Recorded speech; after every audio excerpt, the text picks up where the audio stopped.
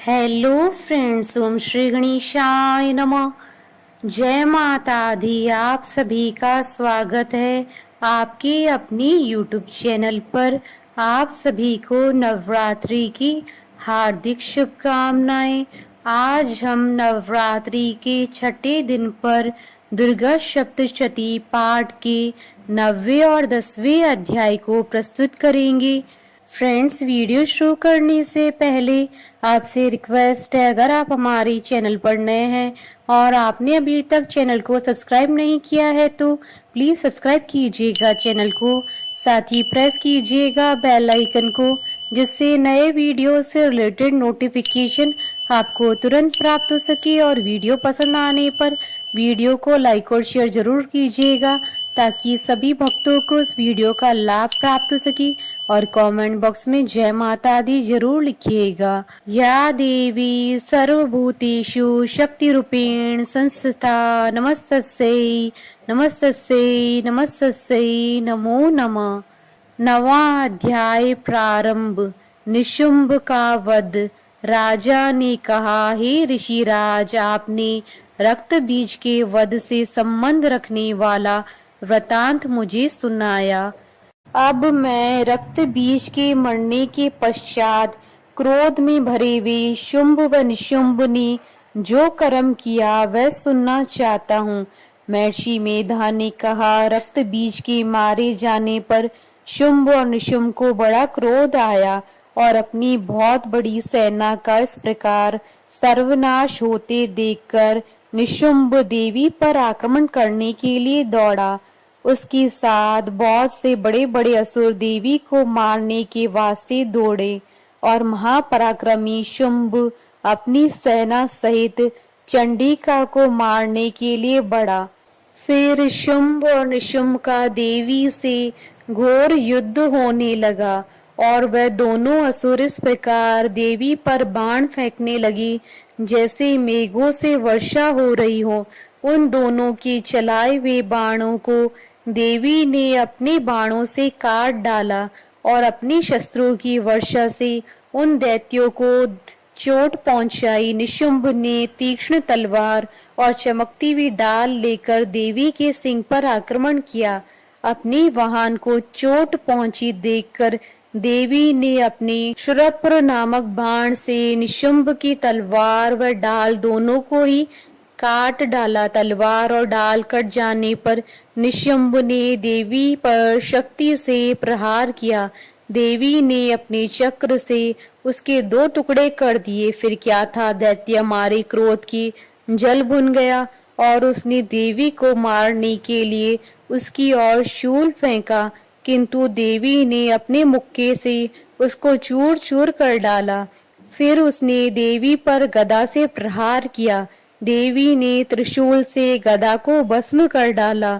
इसके पश्चात वह फरसा हाथ में लेकर देवी की ओर लपका। देवी ने अपने तीखे बाणों से उसे धरती पर सुला दिया। अपने पराक्रमी भाई निशुंभ के इस प्रकार से मरने पर शुंभ क्रोध में भरकर देवी को मारने के लिए दौड़ा। वह रथ में बैठा हुआ उत्तम आयुधों से सुशोभित अपनी 8 बड़ी बड़ी भुजाओं से सारे आकाश को ढके हुए था। शुंभ को आते देखकर देवी ने अपना शंख बजाया और धनुष की टंकार का भी अत्यंत दुस्सह शब्द किया। साथ ही अपने घंटे के शब्द से, जो कि संपूर्ण दैत्य सेना के तेज को नष्ट करने वाला था, संपूर्ण दिशाओं में व्याप्त कर दिया। इसके पश्चात देवी के सिंह ने भी अपनी दहाड़ से, जिसे सुन बड़े बड़े बलवानों का मद चूर हो जाता था, आकाश, पृथ्वी और 10 दिशाओं को पूरित कर दिया। फिर आकाश में उछलकर काली ने अपने दांतों तथा हाथों को पृथ्वी पर पटका। उनके ऐसा करने से ऐसा शब्द हुआ जिससे कि उससे पहले के सारे शब्द शांत हो गए। इसके पश्चात शिवदूती ने असुरों के लिए भय उत्पन्न करने वाला अट्टहास किया, जिसे सुनकर दैत्य थर्रा उठे और शुंभ को बड़ा क्रोध हुआ। फिर अंबिका ने उसे, अरे दुष्ट, खड़ा रहे कहा तो आकाश से सभी देवता जय हो बोल उठे। शुंभ ने वहां आकर ज्वालाओं से युक्त एक अत्यंत भयंकर शक्ति छोड़ी, जिसे आते देखकर देवी ने अपनी मोहलका नामक शक्ति से काट डाला। हे राजन, फिर शुंभ के सिंहनाद से तीनों लोक व्याप्त हो गए और उसकी प्रतिध्वनि से ऐसा घोर शब्द हुआ जिसने इससे पहले के सब शब्दों को जीत लिया। शुंभ के छोड़े बाणों को देवी ने और देवी के छोड़े बाणों को शुंभ ने अपने बाणों से काट सैकड़ों और हजारों टुकड़ों में परिवर्तित कर दिया। इसके पश्चात जब चंडिका ने क्रोध में भरकर शुंभ को त्रिशूल मारा तो वह मूर्छित होकर पृथ्वी पर गिर पड़ा। जब उसकी मूर्छा दूर हुई तो वह धनुष लेकर आया और अपने बाणों से उसने देवी काली तथा सिंह को घायल कर दिया। फिर उस राक्षस ने 10,000 भुजाएं धारण करके चक्रादि आयुधों से देवी को आच्छादित कर दिया।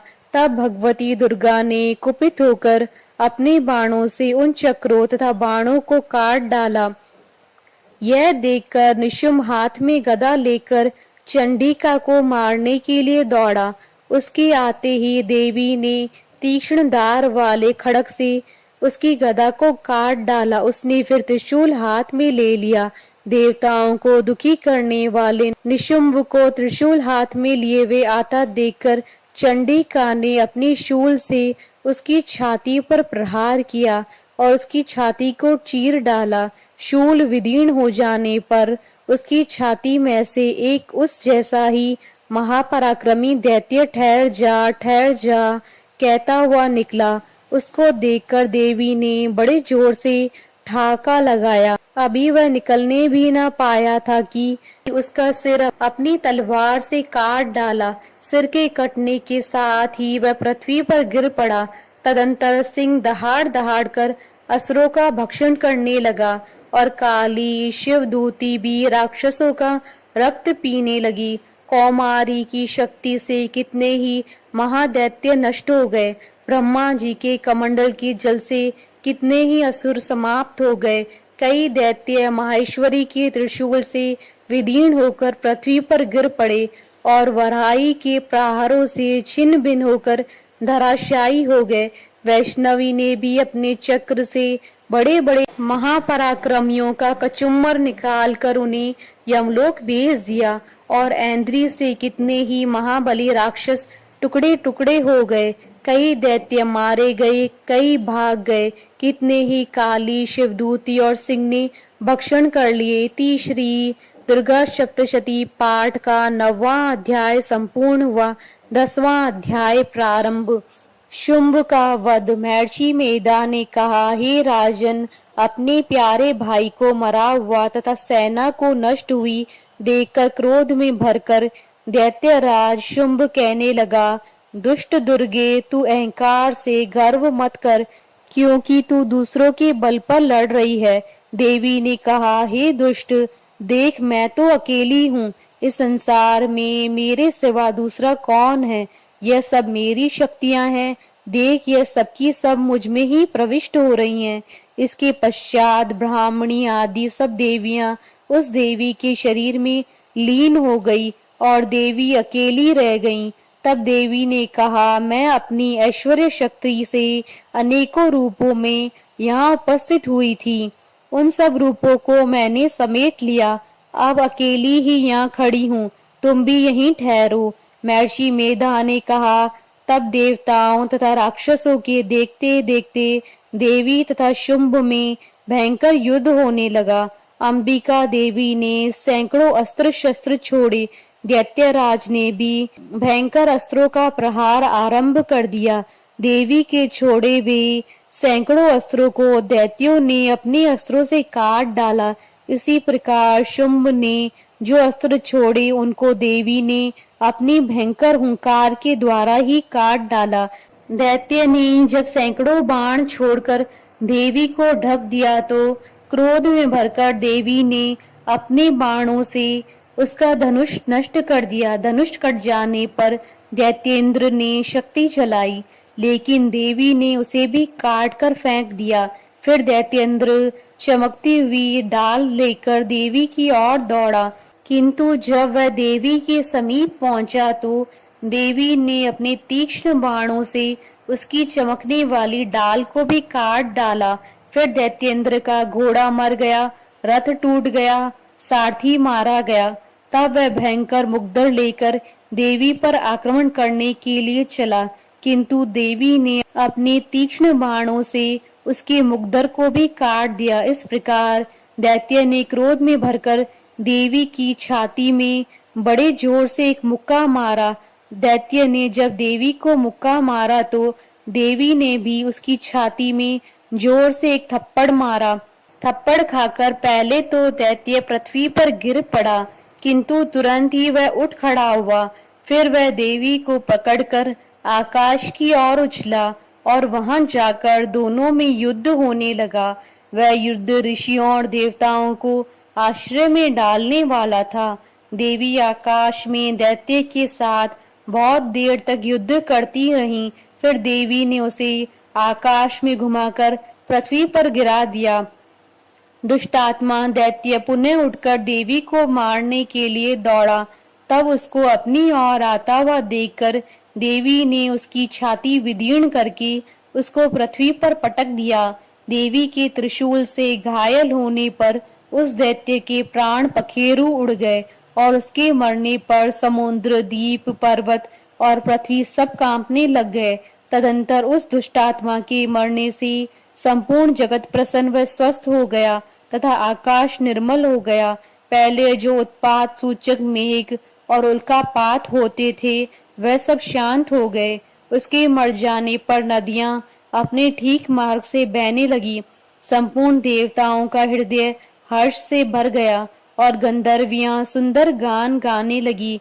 गंधर्व बाजे बजाने लगे और अप्सराएं नाचने लगी। पवित्र वायु बहने लगी। सूर्य की कांति स्वच्छ हो गई। यज्ञशालाओं की बुझी हुई अग्नि अपने आप प्रज्वलित हो उठी तथा चारों दिशाओं में शांति फैल गई। इति श्री दुर्गा सप्तशती पाठ का 10वां अध्याय संपूर्ण हुआ। जयकारा माँ माईदा, बोलिए सच्चे दरबार की जय। हमारे साथ इस वीडियो में अंत तक बने रहने के लिए आपका धन्यवाद। ओम श्री गणेशाय नमः। जय माता दी।